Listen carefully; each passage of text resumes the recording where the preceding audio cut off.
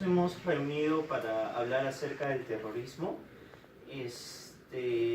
para la clase de historia de la profesora Margarita Segarra.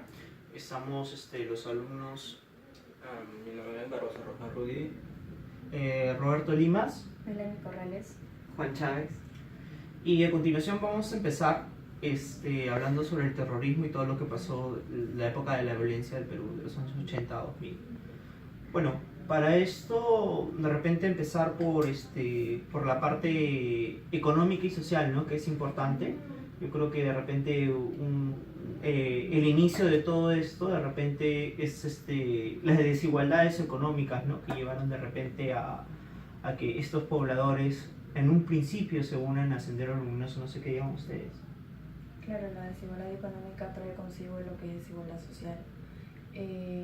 Yo creo que esta desigualdad hace que ellos estén más propensos a aferrarse a grupos, entre comillas, poderosos, como lo fue Sendero en un inicio, ¿no? Pero evidentemente el accionar de Sendero fue más allá de lo que un campesino desesperado pueda soportar, en mi opinión, porque hubo mucha gente que se opuso a ellos a pesar de su pobreza, a pesar de no tener nada.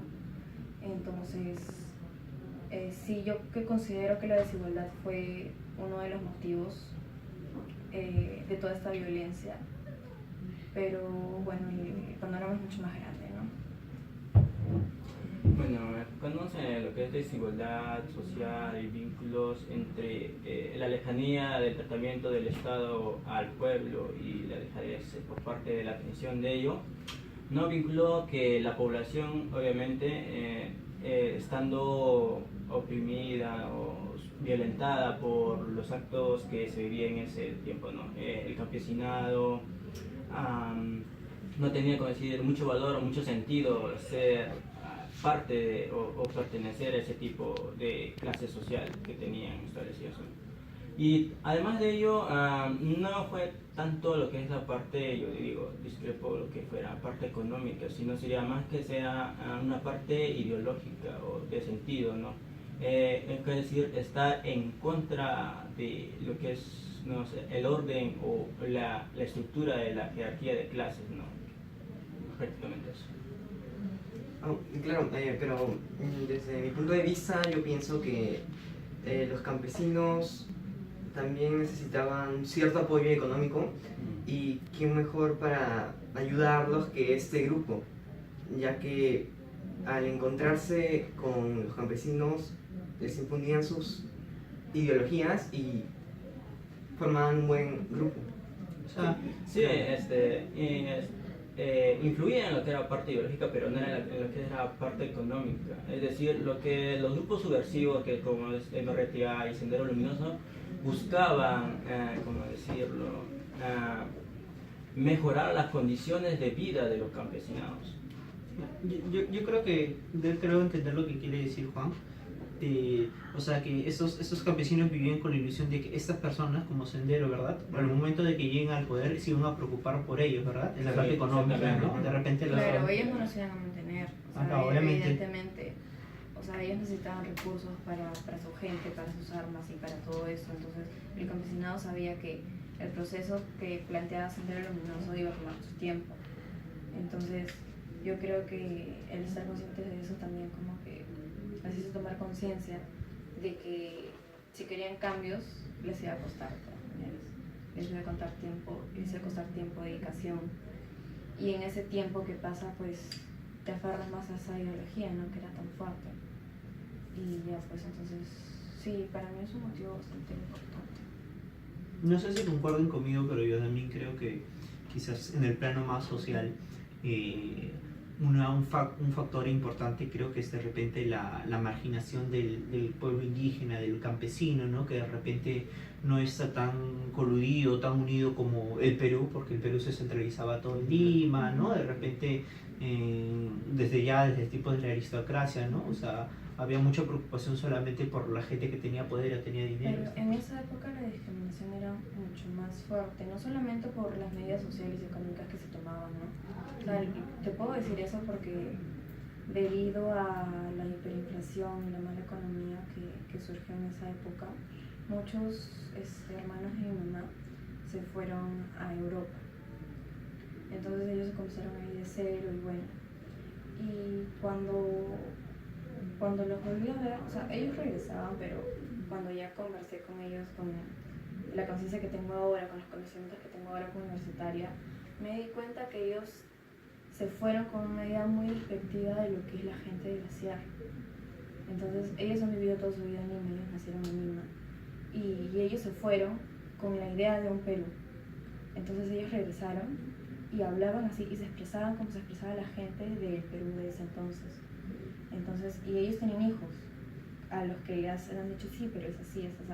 Entonces, mis primos también tienen esa idea y ellos tratan de hablar de Perú como pueden, ¿no? Porque se sienten bastante identificados con nuestra cultura a pesar de todo, a pesar de no haber nacido acá. Y bueno, el punto es que ellos se expresaban de una manera que yo no lo hago y sé que muchas personas de nuestra edad no lo hacen. Entonces, esa manera despectiva me hizo reaccionar, me hizo darme cuenta de que en ese entonces la desigualdad social, la discriminación, el hecho de venir de la sierra te hace menos. Y eso fue tan profundo que han pasado los años y estos familiares míos aún continúan con esa forma de pensar. Obviamente yo les digo, ¿sabes qué? Que las cosas son así, no puedo faltar el respeto, pensar que no son un tú por venir de la sierra, ¿no? Entonces,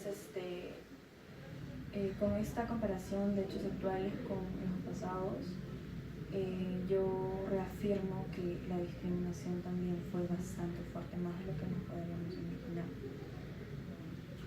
Bueno, sí, exactamente la discriminación en la época del gobierno de lo que es Alan García, prácticamente, ¿no? En una de sus entrevistas quería para la privatización de todas las empresas, lo que da, ¿no? Es, por ejemplo, una frase que dice en una entrevista es: los indios creen que el dios del agua, el dios de la tierra, el mapache y todo lo demás no van a permitir el desarrollo del Perú, ¿no? En eso se ve una clara discriminación directamente del representante del pueblo, ¿no? Que es obviamente Alan García en ese tiempo. Y por parte de Sendero Luminoso, ¿no? Es como ya he mencionado anteriormente, busca reivindicar lo que es como se busca en Europa después de la revolución de Francia, ¿no? Con Karl Marx, que es el marxismo, ¿no? Mejorar las condiciones de vida del proletariado, de la clase social trabajadora, ¿no? Y después también como toma la ideología, lo que es el maoísmo, ¿no? Que es también que influye en parte de lo que viene a ser en la reestructuración de toda la sociedad, donde se vuelca prácticamente la pirámide o la estructura que se jerarquiza en un pensamiento liberal, ¿no? Que es que el capitalismo sea lo principal para un desarrollo de un país.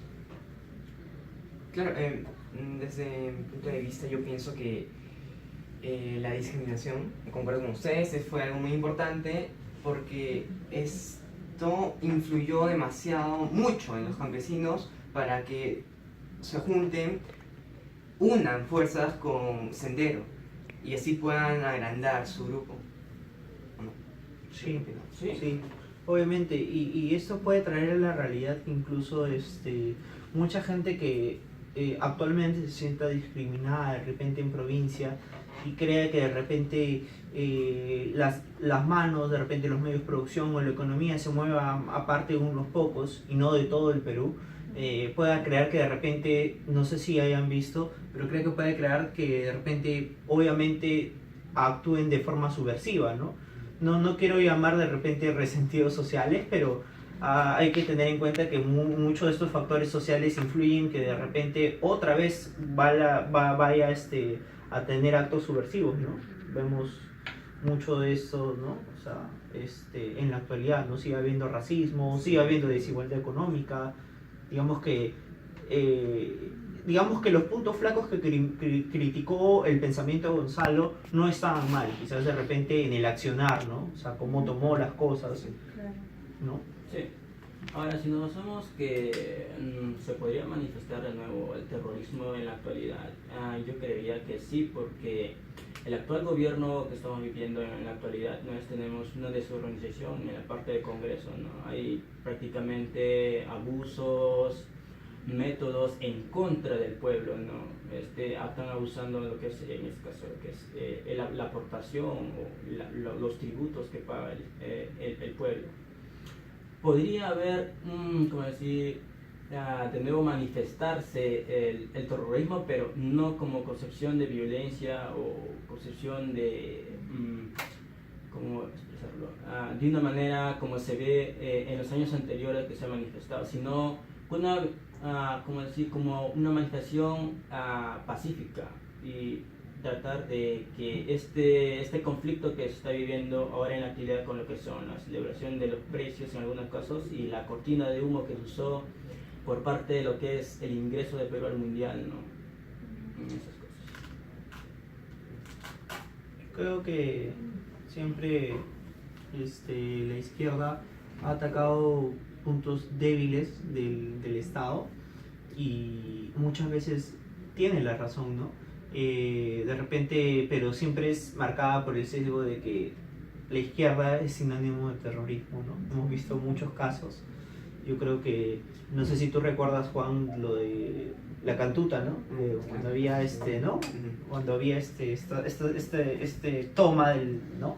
del grupo Colina, quien era un grupo del Estado para combatir el terrorismo, que confundieron a mucha gente, a muchos jóvenes, que los llamaban terroristas, que de repente la universidad tiene un pensamiento izquierdista y de repente había gente que era neutral, pues, ¿no? Pero igual, digamos, pagaron un pato, por decirlo así criolladamente, ¿no? Por este grupo que no distinguía entre una persona normal y un terrorista. Si en un lugar hay terroristas, si tú estás ahí, también lo eres, o sea, ¿no? O si piensas de izquierda, también eres terrorista. Y ajá.